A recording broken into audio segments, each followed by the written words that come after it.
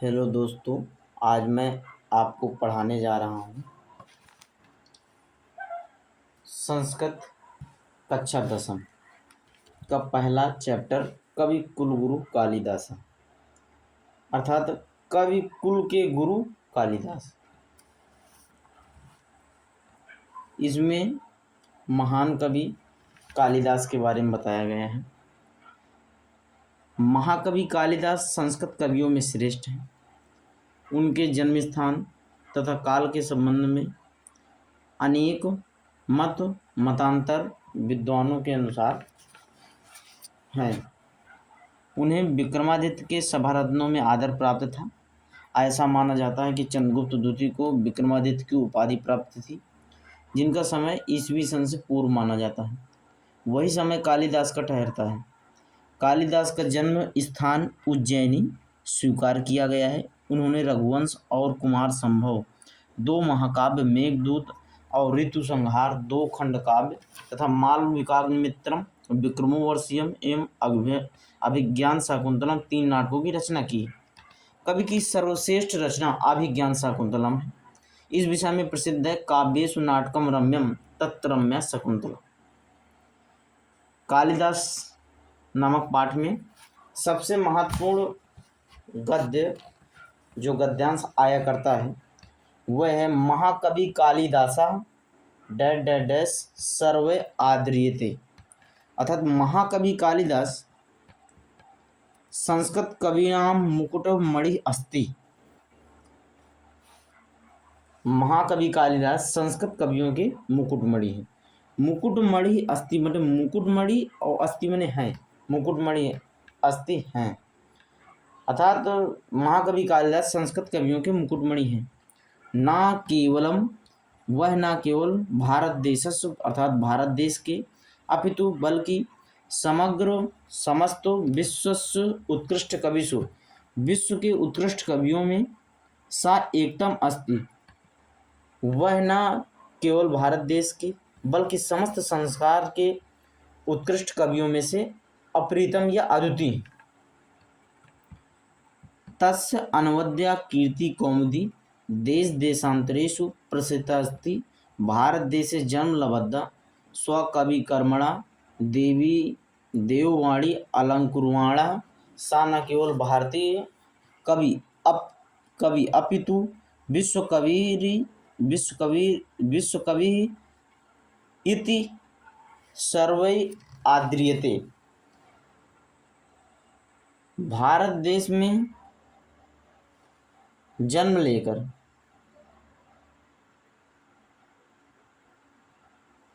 उनकी पवित्र कीर्ति कौमुदी देश विदेशों में फैली हुई है।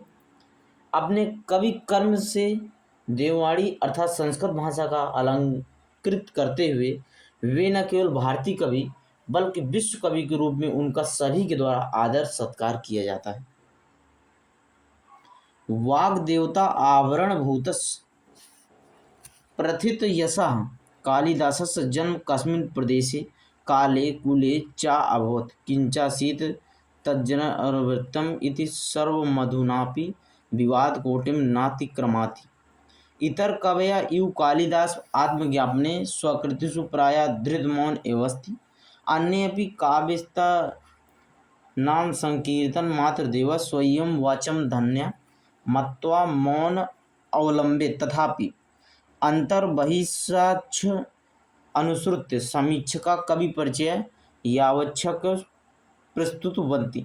वाग देवता आवरण भूत, वाग देवता अर्थात वाणी की देवता सरस्वती, आवरण भूत उनके अलंकार स्वरूप, प्रथित यशा प्रसिद्ध यश वाले कालिदास का जन्म किस प्रदेश में हुआ, किस काल में हुआ और कहाँ हुआ, यह सब घटनाएं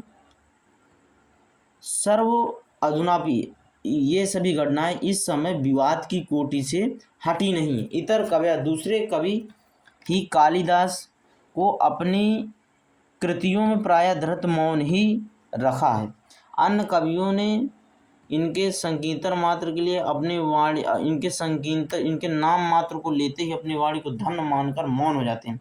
फिर भी अंदर और बाहर बाहरी साक्ष्यों के आधार पर समीक्षकों ने कवि का परिचय जिस प्रकार दिया है, अर्थात देवी सरस्वती के अलंकार स्वरूप प्रसिद्ध यश वाले कवि कालिदास का जन्म किस प्रदेश में, किस काल में और किस कुल में हुआ तथा उनके जीवन का वृत्तांत क्या था, यह सब आज भी विवाद की सीमा से परे नहीं है।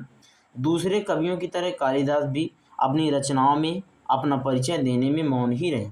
दूसरे कवि भी उनका नाम लेने मात्र से ही अपनी वाणी को धन्य मानकर मौन हो जाते हैं।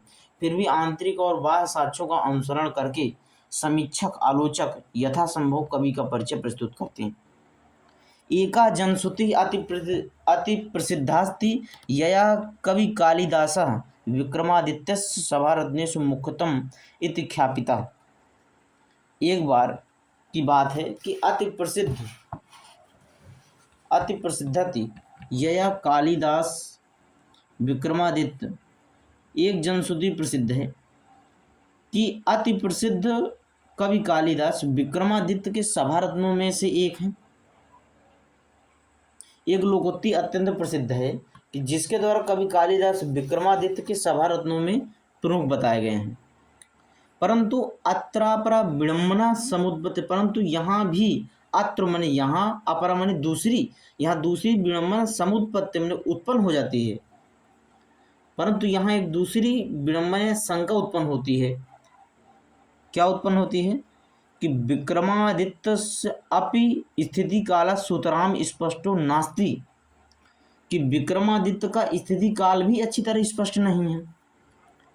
केचिन मनते यत विक्रमादित्य उपाधिधारिणो द्वितीय चंद्रगुप्तस्य समकालीन आसीत् कवि असौ कालिदासस्य मालविकाग्निमित्रं नाटकस्य नायक अग्निमित्र शुंगवंशीय आसीत् स एव विक्रमादित्य उपाधि धृतवान् यस्य सभारत्नेषु एकः कालिदास आसीत् तस्य राज्ञः स्थितिकाल ख्रीष्टाब्दो प्रगा आसीत् सा एव स्थितिकाला कवि अपि सिंध्यति। अर्थात कि कुछ लोगों का मानना है कि विक्रमादित्य की उपाधि को धारण करने वाला द्वितीय चंद्रगुप्त उसी समकालीन था। कालिदास के मालविकाग्निमित्रम नाटक में जो उनका नायक अग्निमित्र है वो शुंग वंश का था। वही विक्रमादित्य की उपाधि को धारण करके सभारत्नों में से एक कालिदास था। तस उसके राज स्थिति काल में यह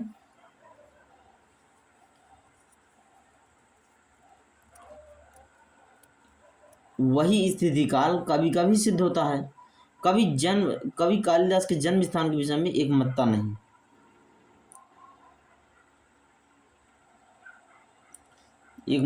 है।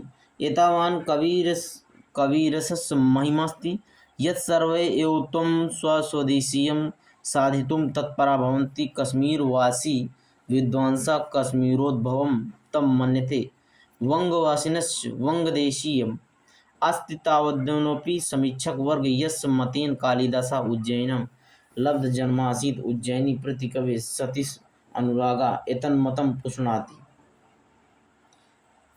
अर्थात कवि कालिदास के जन्म स्थान के विषय में एक मत्ता नहीं है। इस कवि की महिमा ऐसी है कि सभी उन्हें अपने अपने देश का सिद्ध करने में लगे हुए हैं।